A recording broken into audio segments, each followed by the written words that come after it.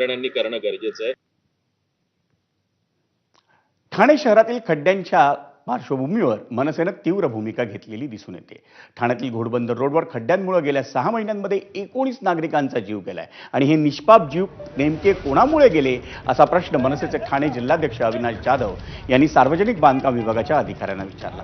मनसेच्या वतीनं PWD, MSRDC, MMRDA आणि ठाणे महापालिका या 4ही विभागांच्या अधिकाऱ्यांना घेऊन घोडबंदर घाट परिसरात खड्ड्यांची पाहणी करण्यात आली. अविनाश जाधव यांनी चक्क शिंप्याकडची मेजर टेप घेऊन खड्ड्यांचं मोजमापही केलं.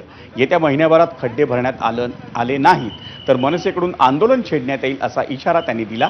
कंत्राटदारांनी आत्महत्या न करता टक्केवारीनुसार पैसे दिलेल्या नेत्यांची नावं जाहीर करावीत असा सल्ला जाधव यांनी दिलाय.